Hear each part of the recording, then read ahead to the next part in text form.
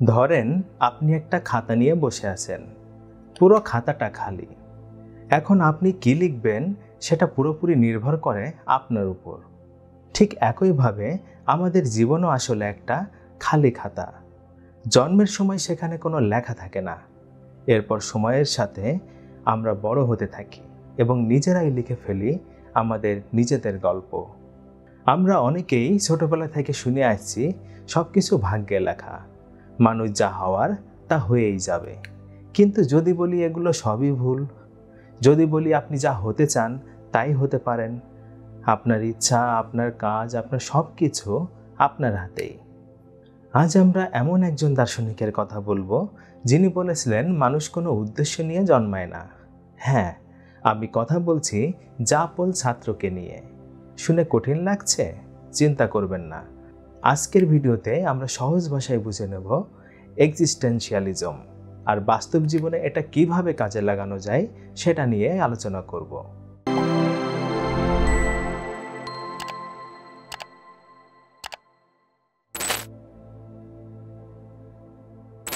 জাপল ছাত্র ছিলেন একজন ফরাসি দার্শনিক, লেখক এবং নাট্যকার।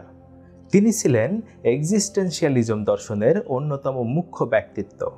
দ্বিতীয় বিশ্বযুদ্ধের পরের সময়ে তিনি মানুষের স্বাধীনতা আর দায়িত্ব নিয়ে অনেক কথা বলেছেন। তার সবচেয়ে বিখ্যাত কথা এক্সিস্টেন্স প্রিসিডস এসেন্স, অর্থাৎ আগে অস্তিত্ব পরে অর্থ। সহজ করে বলি, আপনি আগে জন্মাবেন, এরপর নিজের অর্থ, পরিচয় এবং লক্ষ্য সব নিজের মতো করে তৈরি করবেন। আপনার জন্য কেউ এগুলো আগে থেকে তৈরি করে রাখেনি। আমরা অনেকেই ভাবি জন্মের সাথে সাথেই আমাদের জন্য সব নির্ধারিত হয়ে গিয়েছে। পরিবার কি চায়, সমাজ কি বলবে, সবাই কি ভাববে, আমরা এসবের মধ্যেই আটকে যাই। কিন্তু ছাত্র বলেছেন, তুমি একদম ফাঁকা ক্যানভাস নিয়ে এসেছো। এখন আপনি সেখানে কি আঁকবেন সেটা পুরোপুরি আপনার ইচ্ছা আর সিদ্ধান্তের উপর নির্ভর করছে। এই স্বাধীনতার সাথে সাথে আসে এক ধরনের দায়ও, কারণ আপনি যা করবেন তার দায়িত্বও আপনার, সেটা হোক ভালো কিংবা খারাপ। চলেন একটা উদাহরণ দিয়ে পুরো ব্যাপারটা বুঝি। ধরেন আপনার বন্ধুদের মধ্যে কেউ হয়তো বলছে তার বাবা তাকে বলেছে বড় হয়ে তাকে ডাক্তার হতে হবে, কিন্তু সে হয়তো ফটোগ্রাফার হতে চায়। ছাত্র বলতেন, যদি তুমি সত্যিই ফটোগ্রাফি করতে চাও তাহলে কারেজ দেখাও, নিজের রেসপন্সিবিলিটি নিজে নাও। কেউ আপনার হয়ে আপনার স্বপ্ন পূরণ করতে আসবে না, তাই আপনি নিজেই নিজের রাস্তা তৈরি করেন। এই দর্শন শুধু বইয়ের পাতায় নয়, বাস্তব জীবনে এর চর্চা আরও গুরুত্বপূর্ণ। আপনি কি পড়বেন, কি কাজ করবেন, কার সাথে সম্পর্ক রাখবেন, এগুলো সবই আপনার পছন্দের ফল। ছাত্র বলতেন, যখন আপনি সিদ্ধান্ত নেবেন তখন শুধু নিজের জন্যই নয়, গোটা মানব জাতির জন্য একটা উদাহরণ তৈরি করেন। মনে করেন আপনি চাকরি ছেড়ে নিজের প্যাশন ফলো করছেন, গান, ছবি আঁকা, ইউটিউব বা অন্য কিছু।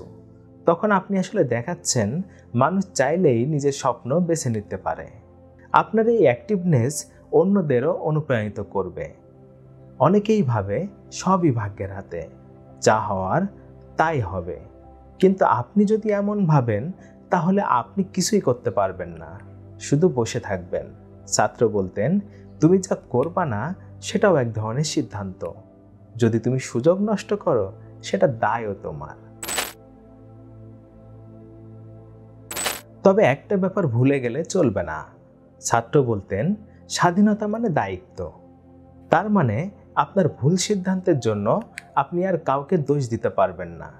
আপনার নিজের ভুলের দায় নিজেকেই নিতে হবে। তাই নিজের প্যাশন বেছে নিতে গেলে সাহস আর সৎ থাকা খুব দরকার। অন্য কেউ আপনাকে বাঁচাতে আসবে না, আপনি একাই নিজের জীবন গড়বেন। ছাত্রের এক্সিস্টেন্সিয়ালিজম থেকে আজকে আমরা কি শিখলাম? আপনি নিজের পরিচয় নিজেই তৈরি করবেন। জন্মসূত্রে কোনো কিছুই নির্ধারিত না, আপনি যা করবেন সেটাই আপনি। নিজের সিদ্ধান্তের দায়িত্ব নিজের। অন্যকে দোষ না দিয়ে নিজের জীবন নিজেই তৈরি করেন। নিজের জীবনকে আপনি নিজেই অর্থ দিবেন, এটাই ছাত্রের শিক্ষা। আজকের ভিডিও এতটুকুই। আশা করি সহজভাবে বুঝতে পেরেছেন এক্সিস্টেন্সিয়ালিজম কি আর এটা কিভাবে আমাদের জীবনে কাজে লাগে। আপনার কি মনে হয়, মানুষ কি ভাগ্যের হাতে বাঁধা, নাকি নিজের ভাগ্য নিজেই গড়ে? সেটা কমেন্ট বক্সে জানান। ভিডিওটি ভালো লাগলে লাইক দেন আর চ্যানেলটি সাবস্ক্রাইব করতে ভুলবেন না। নতুন কোনো দর্শন নিয়ে দেখা হবে পরবর্তী কোনো ভিডিওতে। সেই পর্যন্ত সবাই ভালো থাকুন আর নিজের জীবন নিজে গড়ুন।